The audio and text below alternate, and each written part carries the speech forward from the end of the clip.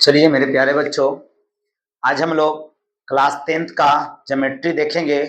First chapter से देखेंगे geometry, और क्लास 10th में ज्योमेट्री पढ़ना है त्रिभुज से। ठीक है बेटा, तो चलिए आइए, आप लोग को हमारे यूट्यूब चैनल मुजाहिद स्टडी पॉइंट में बहुत स्वागत है।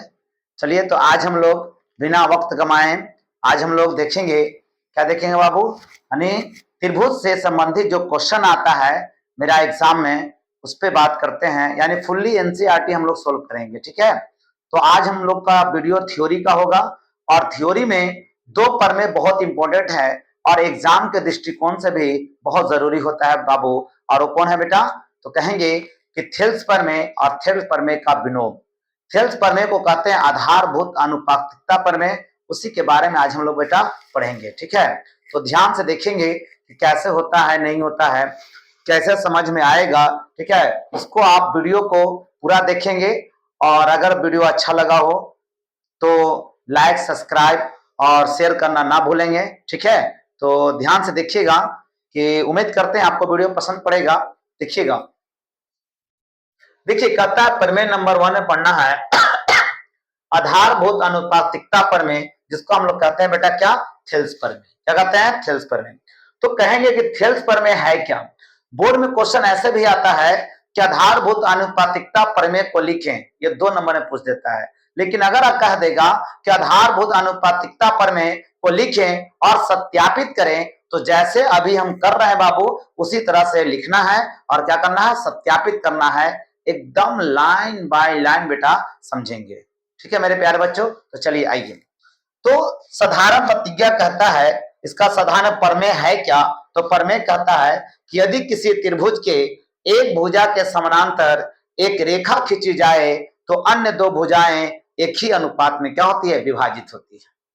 फिर समझिएगा, यदि किसी त्रिभुज के एक भुजा के समानांतर एक रेखा खींची जाती है, तो अन्य दो भुजाएं एक ही अनुपात में क्या होती है, विभाजित होती है। ये इसका प्रमेय है। ठीक है बाबू, तो देखें, कहता है कि यदि किसी त्रिभुज के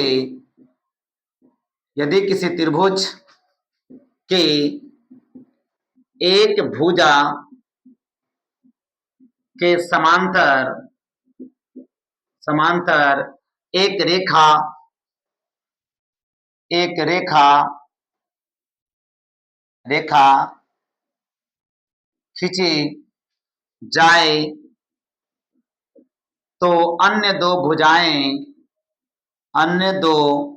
एक रेखा खींची जाए, तो अन्य दो भुजाएं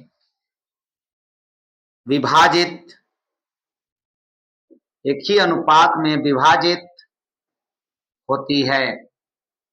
एक ही अनुपात में क्या होती है बेटा, विभाजित होती है। समझिएगा, कहता है यदि किसी त्रिभुज के एक भुजा के समानांतर एक रेखा खींची जाए, तो अन्य दो भुजाएं एक ही अनुपात में क्या होती है, विभाजित होती है। अन्य दो भुजाएं एक ही अनुपात में क्या होती है बेटा, विभाजित होती है। ये ध्यान देना। समझिएगा, आगे कहता है यदि किसी त्रिभुज के एक भुजा के समानांतर एक रेखा खींची जाए, तो अन्य दो भुजाएं एक ही अनुपात में क्या होती है, विभाजित होते है। यह साधारण प्रतिज्ञा। विशेष प्रतिज्ञा हम लिखेंगे। विशेष प्रतिज्ञा क्या होगा, तो विशेष प्रतिज्ञा होगा बेटा, मान लेंगे कि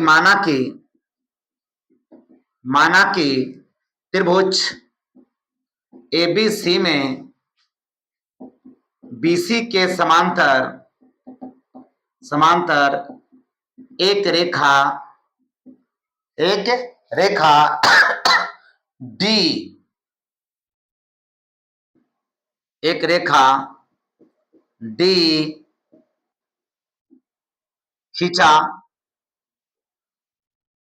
खींचा गया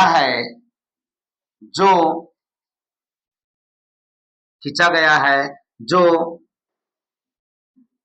AB तथा AC को D तथा E बिंदु पर क्या होती है, काटती है। बिंदु पर क्या होती है बेटा, काटती है। ठीक है, यानी ये त्रिभुज मेरा खींचा गया, ध्यान से देखिएगा, इस तरह से फिगर है बाबू, विशेष प्रतिज्ञा से हम किसका निर्माण करते हैं? फिगर का निर्माण करते हैं। विशेष प्रतिज्ञा से किसका निर्माण करते हैं? फिगर का। कहता है माना कि एबीसी एक त्रिभुज है, तो ए बी सी, और पहले ही कह रहा था कि यदि किसी त्रिभुज के एक भुजा के समानांतर क्या होता है, एक रेखा खींची जाती है, तो अन्य दो भुजाएं एक ही अनुपात में क्या होती है? विभाजित होती है। ठीक है, तो यहां से देखिए एक भुजा बीसी है, बीसी के समानांतर एक रेखा इसे हम खींच दिया, यहाँ पे खींचा डी और यहाँ पे क्या बनाया ई। तो बीसी के समानांतर हम एक रेखा खींचे हैं, और क्या खींचे बेटा? डी खींचे हैं, है ना। तो देखो तो ए बी और एसी को डी और ई पर काट रहा है कि नहीं काट रहा है? तो एक खींचा गया है जो ए बी तथा एसी को डी तथा ई बिंदु पर क्या होती है? काटती है। काट रहा है, ठीक है बेटा, काटा है कि नहीं काट रहा है? तो कहेंगे यस सर काट रहा है। तो सिद्ध करना है कि क्या हमें सिद्ध करना है? लिखेंगे सिद्ध करना है कि अन्य दो भुजाएं, तो बताओ बीसी के समानांतर एक रेखा तो बाबू डी खींच लिया, यानी बीसी का समानांतर ना खींचा है, तो अन्य दो भुजा कौन कौन बचा मेरा बेटा? तो बचा है ए बी और क्या बचा है? एसी। क्या क्या बचा जी बताइए? ए बी और क्या बचा? एसी बचा है। ठीक है, तो यही तुम्हारा अन्य दो भुजा ए बी और एसी है, इसको है ना एक ही अनुपात में विभाजित करेगा, यानी सिद्ध करना है कि क्या करना है? एडी बटा डीबी बराबर सिद्ध करके लाना है ए बटा क्या लेना है? एसी। ए बटा क्या लेना है? एसी। इसके लिए रचना करेंगे बेटा, क्या करेंगे? रचना।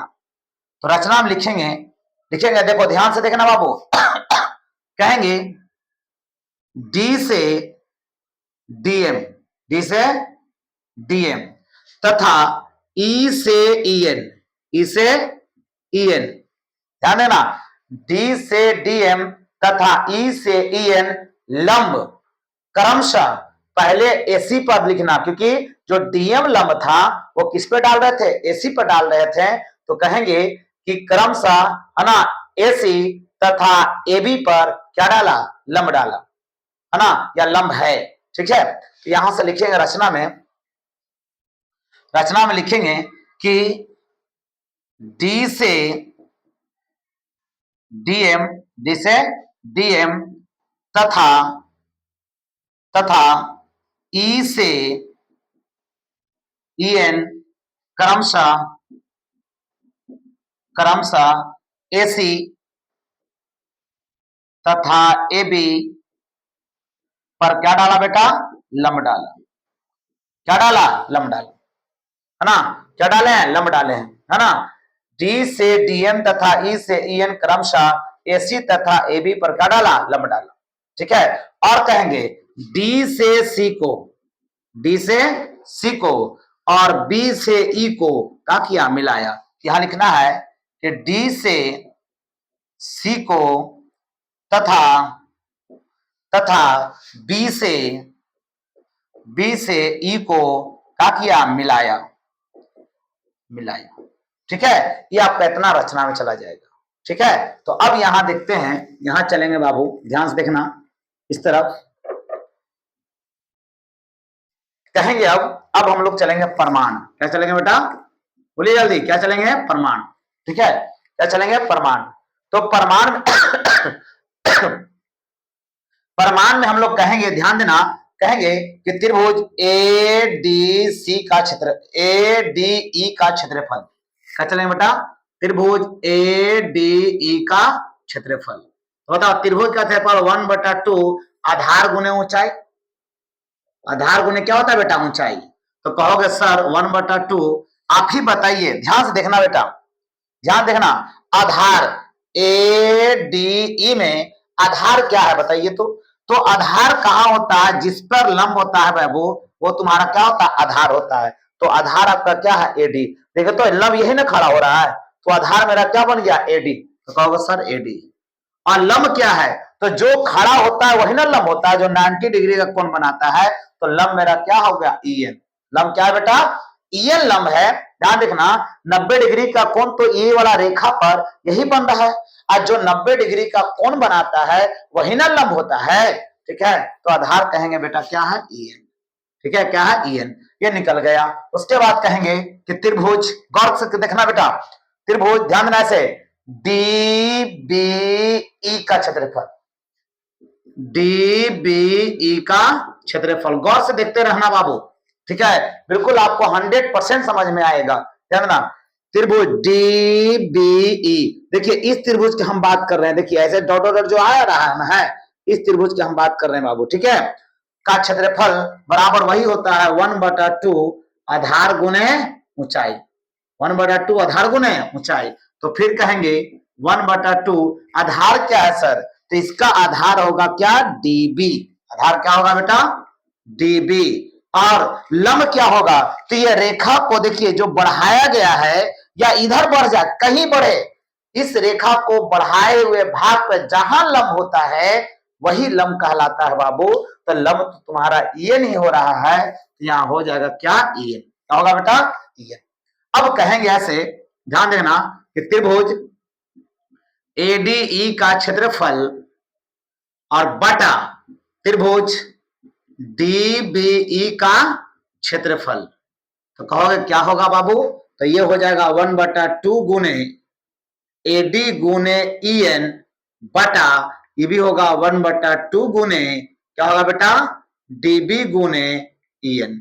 तो आप बताइए EN से EN कट जाएगा आपका, और 1/2 से 1/2 आपका कट जाएगा, तो मेरा बचा क्या, तो कह सकते हैं त्रिभुज ADE का क्षेत्रफल और बटा त्रिभुज DBE का क्षेत्रफल बराबर क्या बचा मेरे पास बाबू, AD बटा DB। ये समीकरण हो गया फर्स्ट, क्या हुआ बेटा, समीकरण फर्स्ट।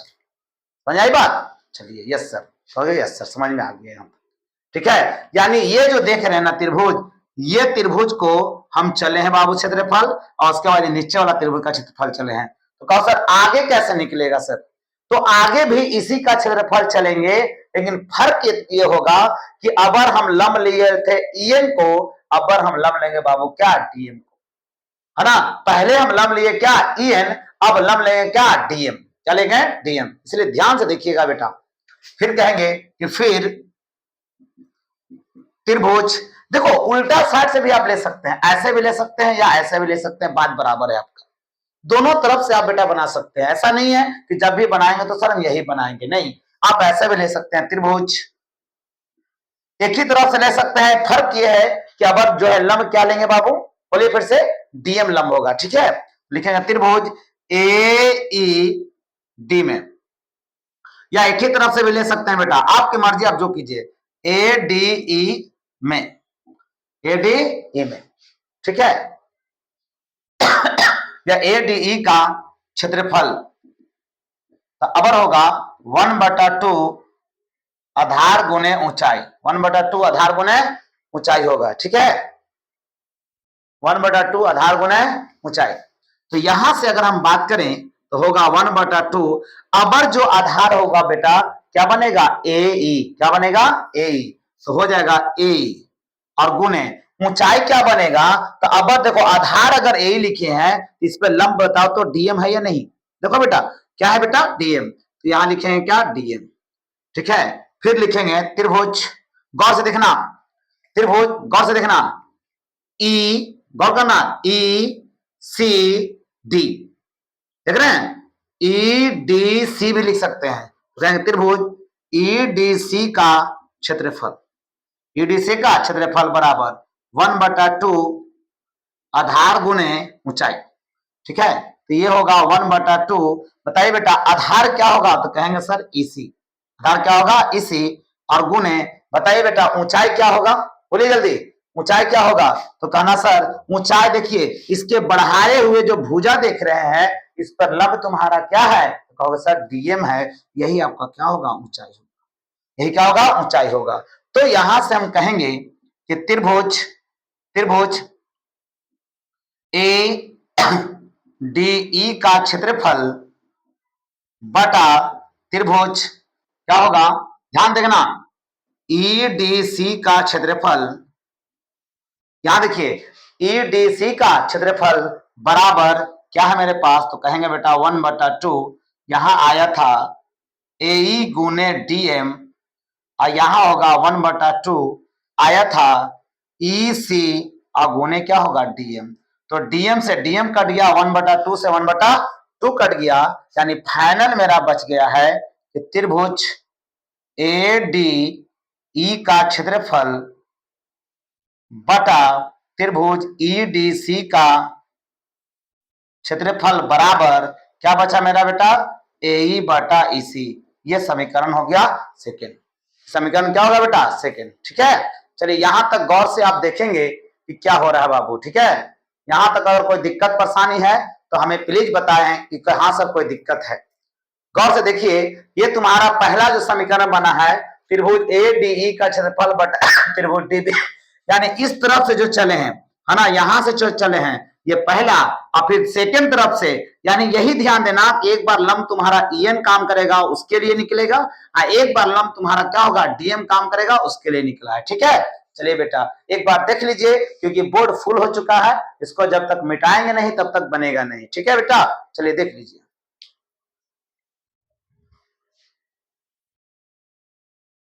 चलिए मेरे प्यारे बच्चों, आगे देखेंगे, आगे जो है ऐसे क्या होगा नहीं होगा से, ठीक है, ध्यान देंगे। अब ये आ गया तो हम लिख सकते हैं, ध्यान से देखिएगा, हम लिखेंगे ऐसे त्रिभुज, ये दोनों आ गया ना, ये भी और ये भी निकल चुका है, हम लोग आगे की बात करते हैं क्या होगा से। ठीक है, कहेंगे त्रिभुज डी बी ई, ऐसे डी बी ई का क्षेत्रफल बराबर त्रिभुज, है ना, ऐसे ई डी सी का, ऐसे लिखेंगे ई डी सी का क्षेत्रफल लिखना है, क्योंकि गौर से देखना बाबू, क्योंकि यह एक ही आधार डी के एक ही ओर तथा, है ना, एक ही आधार डी तथा डी के एक ही ओर तथा दो समांतर रेखा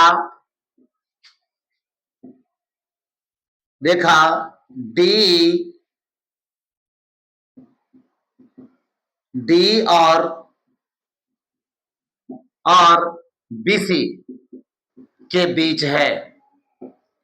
डी और बीसी क्या है, बीच है। देखिए ध्यान से बेटा, ये ज्यामिति का रूल है, याद कीजिएगा, ज्यामिति का रूल है कि यदि कोई त्रिभुज दो समांतर रेखाओं को अगर बीच रहेगा और दोनों त्रिभुज का आधार अगर सेम रहेगा तो उसका एरिया क्या होता है, बराबर होता है। उसका एरिया क्या होता है बेटा, बराबर होता है, याद रखिएगा।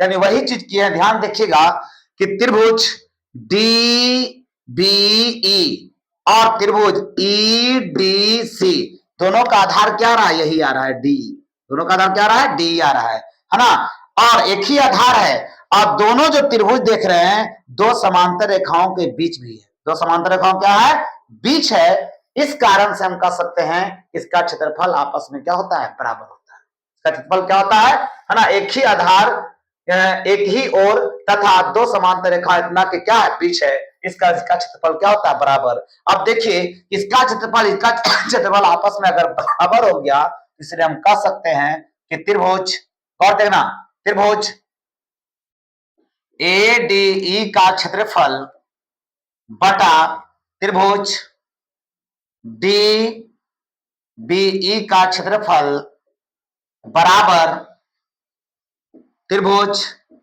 ए डी ई का क्षेत्रफल बटा त्रिभुज ई डी सी का क्षेत्रफल। यानी अगर इसका बराबर होगा तो इसके अनुपात भी आपस में क्या होते हैं, बराबर होते हैं, याद रखिएगा। तो हम कहेंगे समीकरण फर्स्ट और अब किससे, सेकंड से, क्योंकि इतना बराबर मेरा है क्या, इतना बराबर तुम्हारा क्या है बाबू, एडी, तो लिखेंगे बाबू क्या, एडी, अब बटा क्या हो गया, डीबी, बराबर, आगे देखिए क्या है ये देखिए इतना बराबर क्या है, तो कहेंगे बाबू ए, अब बटा में मेरा क्या है इसी, है ना। यही आपको लाना था, याद कर लीजिए कि यही आपको लाना था। ठीक है बाबू, समझ में आई बात कैसे बना से। ठीक है, तो यही लाना था कि यदि एकदम प्रमेय को याद के, रट के, घोंट के पी जाना है। ठीक है, कैसे, यदि किसी त्रिभुज के एक भुजा के समानांतर एक रेखा खींची जाती है तो अन्य दो भुजाएं एक ही अनुपात में क्या होती है, विभाजित होती है।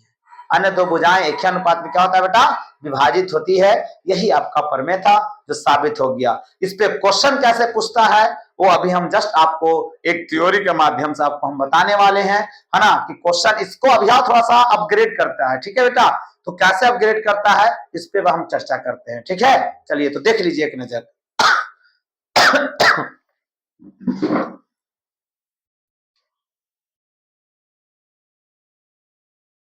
चलिए मेरे प्यारे बच्चों, अभी हमने थेल्स प्रमेय को साबित किया और देखिए थेल्स प्रमेय को साबित करने के बाद क्या आया है उस पे और कैसे क्वेश्चन पूछता है वो हम बताते हैं बाबू। अभी मान लीजिए हमने कहा यदि किसी त्रिभुज के एक भुजा के समानांतर एक रेखा खींची जाए, है ना, तो अन्य दो भुजाएं एक ही अनुपात में विभाजित होती है। लेकिन आजकल पूछने का नया वैरायटी है बाबू, है ना। ऐसे ना देकर ये नहीं कहता है कि एडी बटा डी बराबर ए बटा इसी तो मेरा आ गया है। ठीक है, लेकिन ये ना पूछ करके कुछ और पूछता है। जानते हो क्या देगा, आपको ए बी देगा और एडी देगा, लंबाई ए बी और एडी देगा, है ना, और एसी और एई की बात करेगा। तो कैसे निकालेंगे उस पर हम चर्चा करते हैं। ठीक है, तो यहां से इससे हम थेल्स प्रमेय से मेरा निकल गया है क्या, थेल्स प्रमेय से मेरा निकला है, प्रमेय से मेरा निकला है क्या, निकला है बेटा एडी बटा डीबी बराबर एई बटा क्या आया है इसी। बोले यस या नो, कही यस सर, ये तो आया है। ठीक है, आया है। अब देखिए इसको अभी और कैसे मॉडिफाई करके पूछता है, ये ना पूछ करके आगे पूछता है। आगे पूछेगा तो हम क्या करेंगे, इसको दोनों तरफ उलट दीजिए, तो ऐसे लिख सकते हैं डीबी बटा एडी बराबर इसी बटा क्या लिखेंगे ए। कोई दिक्कत बाबू नहीं सर, क्योंकि समीकरण के दोनों तरफ ये काम किए हैं, एक तरफ काम नहीं किए हैं। ठीक है, तो हम कह सकते हैं दोनों तरफ एक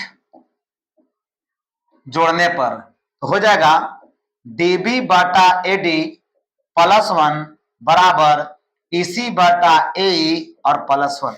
दोनों तरफ का क्या बाबू एक जोड़ दिया, दोनों तरफ एक का क्या बाबू जोड़ दिया। ठीक है, अब देखिए यहां एलसीएम मेरे पास क्या है बेटा एडी, एलसीएम क्या है एडी, तो यहां होगा डीबी प्लस एडी बराबर इस तरफ एलसीएम क्या है मेरे पास ए, तो यहां लिख सकते हैं एसी इसी प्लस ए। अब गौर से देखिए डीबी प्लस एडी, देखो डीबी और प्लस एडी, यानी यहां से यहां तक की दूरी को जोड़ रहे हैं, आप फिर यहां से यहां तक भी कर रहे हैं ना, दोनों के यानी पूरा की बात हो रहा है ना, है डीबी जोड़ एडी को हम लिख सकते हैं क्या ए बी, क्या लिख सकते हैं बेटा ए बी बटा क्या हो गया एडी बराबर इसको हम लिख सकते हैं क्या, है ना, इसको देखो, है ना, सी ई सी जोड़ ए सी, ई सी जोड़ ए सी, यानी पूरा रेखा की बात कर रहा है भुजा का। यहां हम लिखेंगे कि ए सी अब बटा क्या हो गया ए। तो ये भी आपका थेल्स प्रमेय भी आता है बाबू, ये भी क्या में आता है, थेल्स प्रमेय में ही आता है, याद रखिएगा। ठीक है, जैसे एक एग्जांपल हम पूछ लें, है ना, एक एग्जांपल हम देते हैं, याद कीजिए, ध्यान से देखिएगा।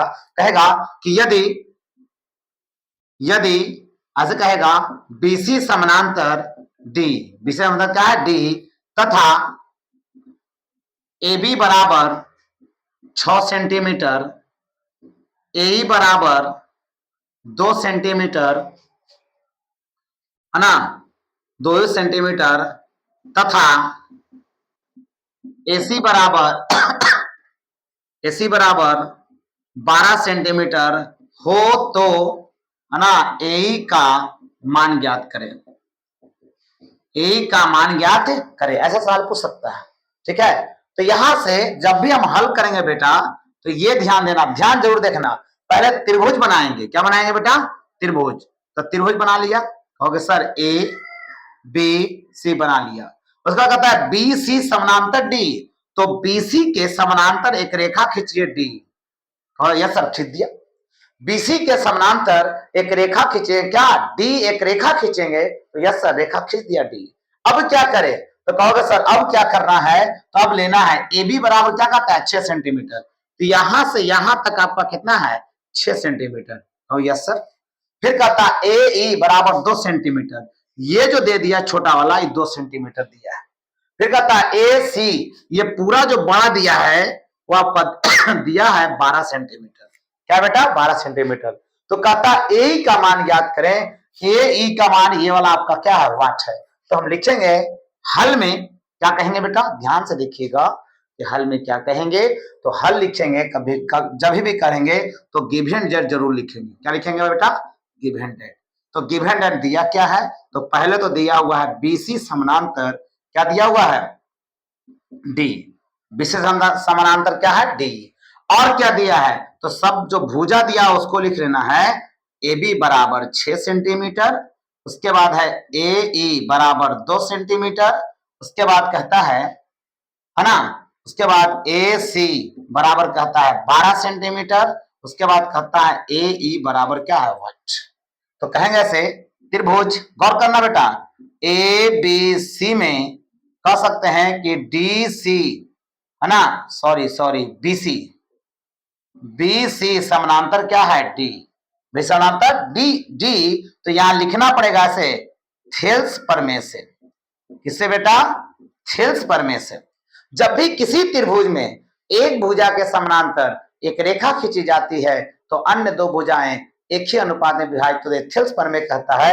इसलिए यहां लिखा थेल्स प्रमेय से, तो थेल्स प्रमेय से हम लिख सकते हैं ऐसे कि AB बटा AE बराबर AC बटा क्या होगा AE, है ना। ध्यान देखना, सॉरी AB बटा है ना AB बटा AD, AB बटा AD बराबर AC बटा AE। जो यहां आपका आया है ये डायरेक्ट आप लिख सकते हैं, कोई दिक्कत नहीं है। अब इसका मान को लगाइए पता, तो AB का मान मेरे पास क्या है बेटा, AB बराबर आपका 6 है, उसके बाद AE बराबर 2 है, बराबर AC बराबर आपका 12 है, और ये आपका पूछ रहा था AE नहीं पता है। तो कहोगे सर तीन क्या होगा, है ना 3 दूनी 6 कट जाएगा। और फिर यहां से काट सकते हैं 3 का 3 और 12। तो सर आया क्या, तो 1 बराबर 4 बटा AE आया है। क्रॉस मल्टीप्लिकेशन करेंगे सर तो AE बराबर 4 सेंटीमीटर, यानी ये वाला आपका हो गया बेटा 4 सेंटीमीटर। तो थेल्स प्रमेय को नए तरीके से जो पूछने का जो तरीका है, तो ऐसे पूछ सकता है। ठीक है मेरे प्यारे बच्चों, ऐसे पूछ सकता है ना। अब आगे बच गया है ना, थेल्स प्रमेय को इसी तरह से पूछता है, ध्यान दीजिएगा। और आगे पूछ गया है, बच गया है मेरा थेल्स प्रमेय का विलोम करना। क्या बेटा, थेल्स प्रमेय का विलोम करना। तो कल हम लोग इसको चलिए आज ही कर लेते हैं, थेल्स प्रमेय का विलोम भी आज ही कर लेते हैं, ठीक है। तो यहां तक कैसा क्लास लगा प्लीज कमेंट में बताएंगे। थोड़ा मेरा तबीयत नसाज है, खांसी जो है बढ़ा हुआ है, इस कारण से सही से हम बोल नहीं पा रहे हैं, ठीक है बेटा।